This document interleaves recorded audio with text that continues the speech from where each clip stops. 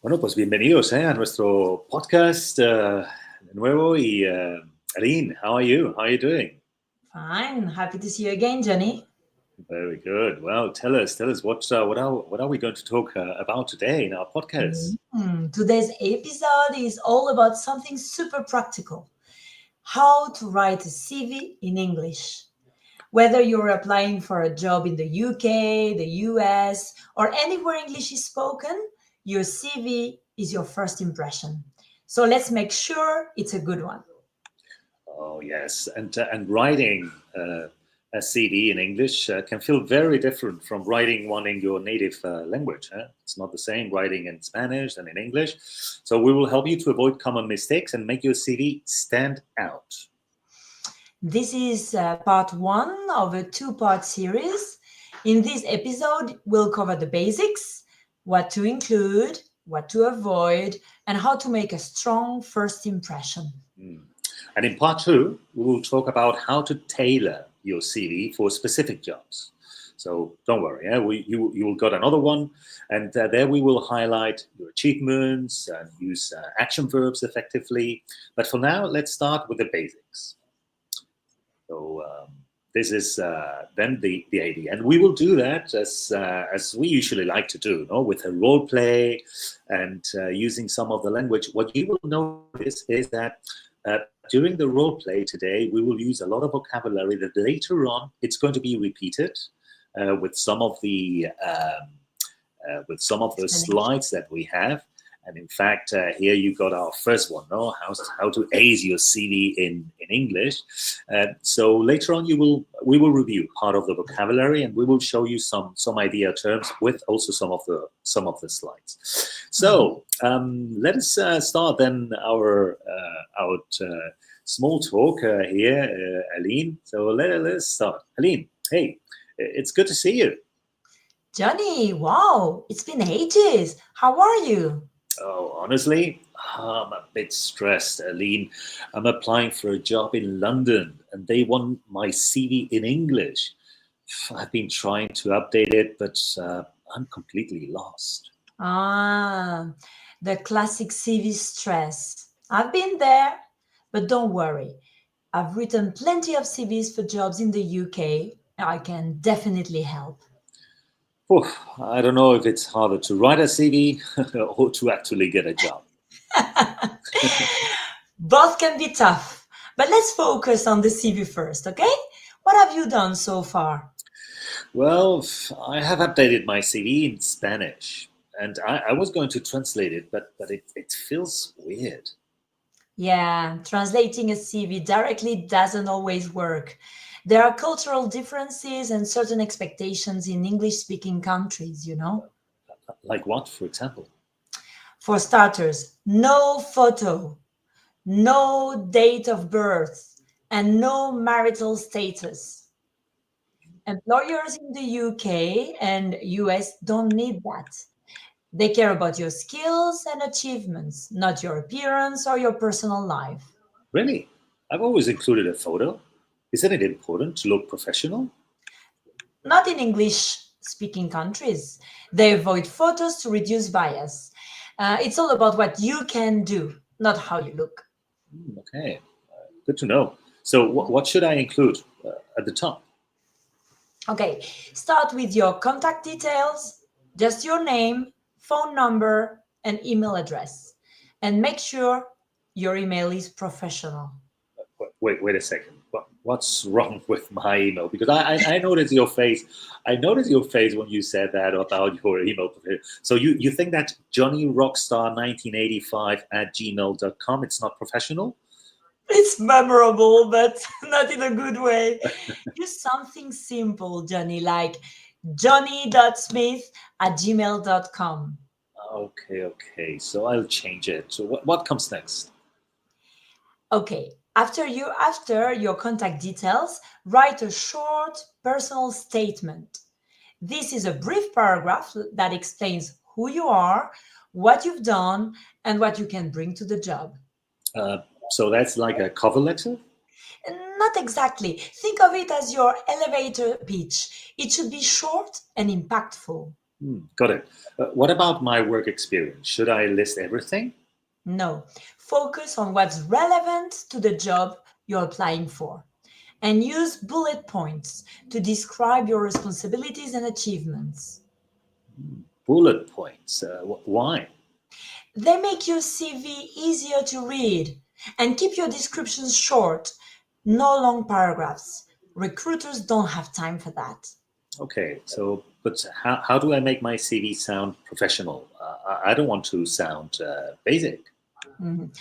Use action-oriented language. Start each bullet point with a verb like led, managed, developed, and avoid personal pronouns like I. Instead of saying, I manage the project, write, manage the project. That's a good tip. I hadn't thought about that. Also, remember to use the correct tense. For current roles, use the present tense like manage, lead, develop. For past roles, use past tense like managed, led, developed. Okay, that makes sense. Anything else I should know? Yes, tailor your CV to the job you're applying for. Uh, Look at the job description and make sure your CV includes the same keywords. It shows that you understand what the employer is looking for. So kind of like hacking the system. Exactly. Many companies use ATS, applicant tracking systems, to scan CVs. If your CV doesn't have the right keywords, it might not even be seen by a human. Wow, Aline, that's a bit scary. It's just how things work now. But if you know the tricks, it's not that hard. Thanks, Aline. This has been super, super helpful. I feel much more confident now. Anytime, Jenny. Once you've updated your CV, send it to me and I'll take a look. Deal. You're a lifesaver, Aline. Well, now, after this beautiful dialogue, let's break down some key language from the dialogue to help you write your CV in English. That's going to be super useful. Okay, so let's analyze the grammar and the vocabulary, and that's going to help you a lot. First of all, verb forms in a CV. What are the verb forms?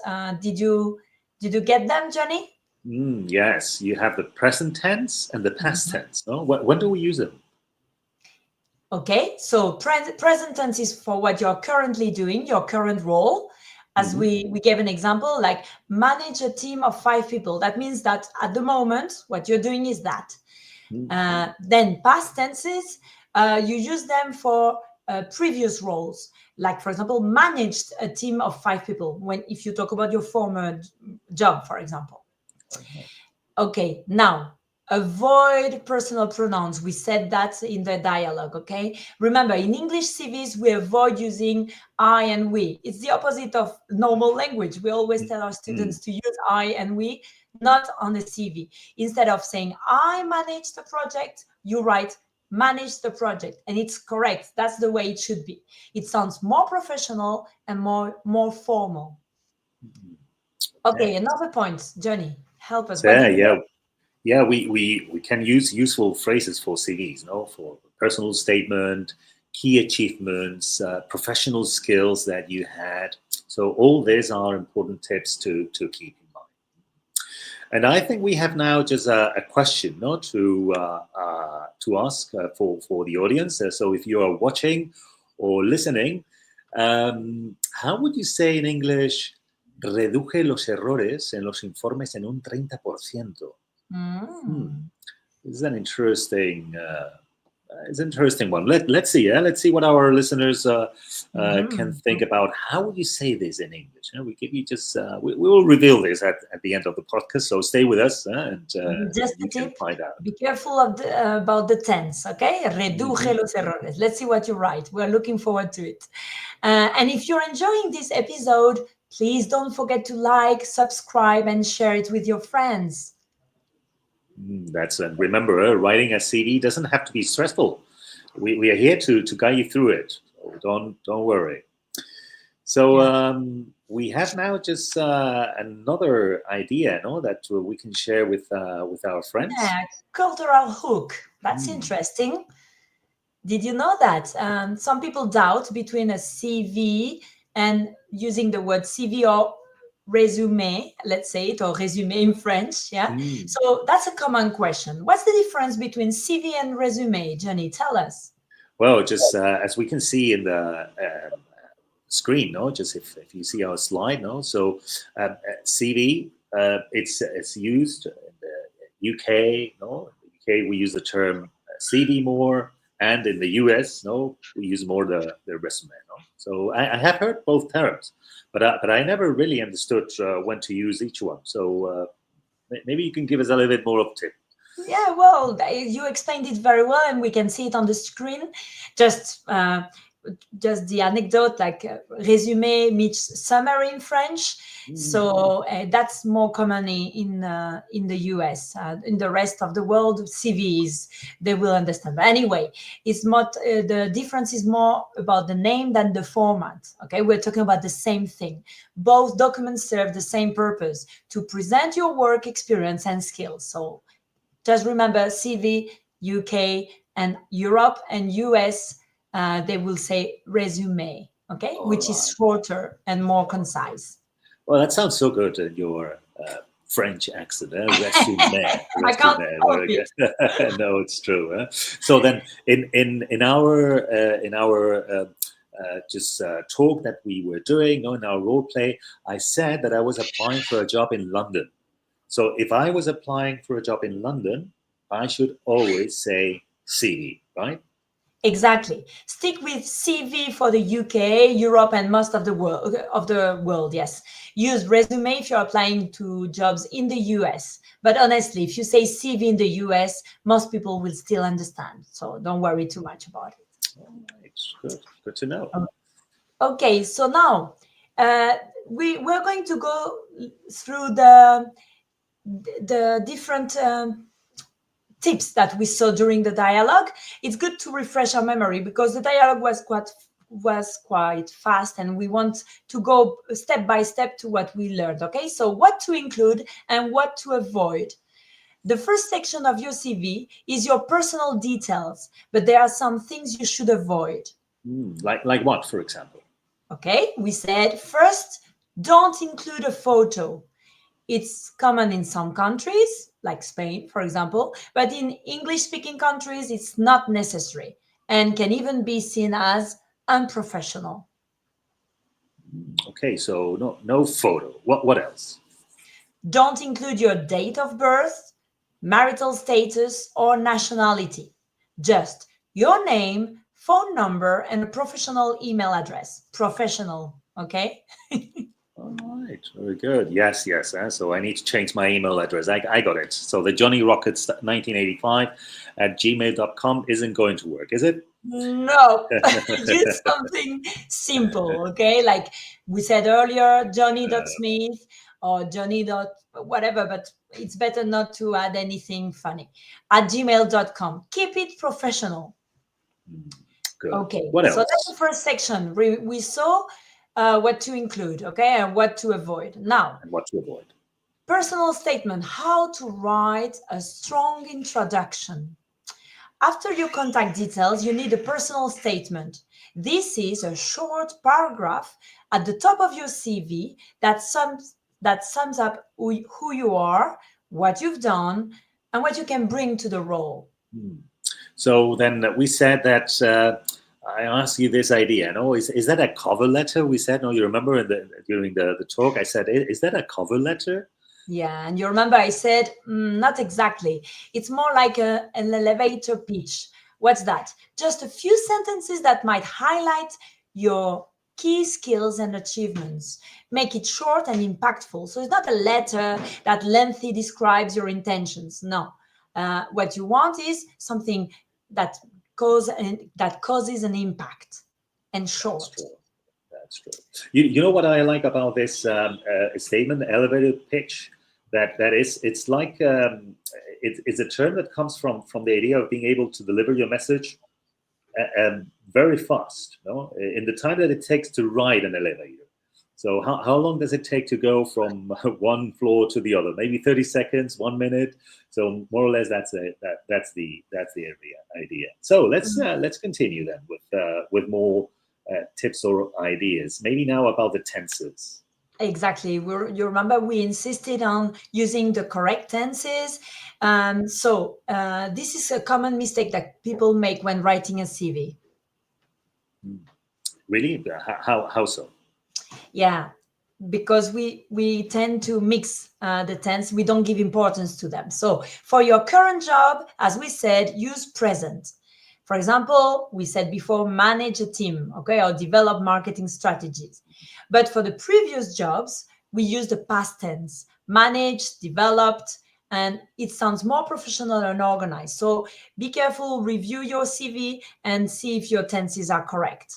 All right, so I see. So if I'm currently working as a project manager, I should write lead projects instead of lead. I lead projects, no? So that's mainly instead of led. the idea. Exactly. Led projects, no? Lead projects instead of led projects. Exactly. Led would be the past, and lead is right now. That's true. That's true. Very good. Now you see, that's a common mistake, no? That we can do there. What more mistakes? What other mistakes can we just avoid? Yeah, as we said, and we insist on that because in our culture in Spain, maybe it's still very common to add a picture, no photo. Okay, no matter how smart we think we look, we have to avoid that. Also, we avoid long paragraphs, and we don't need to list irrelevant hobbies as we see on the picture, on the image right now, because unless your hobbies are directly relevant to the job, leave them out. Instead, focus on your skills and achievements. The future boss doesn't mind and doesn't care if you're a good rock star or if you play well in a band or if you ride horses. They won't really mind about that. Yeah. And as well, another tip, very important one, using informal language. Be careful, okay? Your CV should always be formal and professional. No emojis, no slang. Let's just be professional. Well, I hope Matthew is listening to this because he loves emojis. So, but anyway, let's continue with this. So this all this information that you are telling me, it's really helpful, Aline. I feel like I've been making some of this mistakes for years, and I think that maybe some of our listeners maybe has been exactly the same. No. That's why this podcast is super useful, and it's all about knowing what recruiters are looking for. And don't worry, we'll cover even more tips in the next episode, so don't miss it. All right. So maybe you remember we had a question, no, earlier that we want just to ask. How would you say reduje los errores en los informes en un 30%? ¿No? Eso fue lo que dejamos aquí como pregunta. No sé.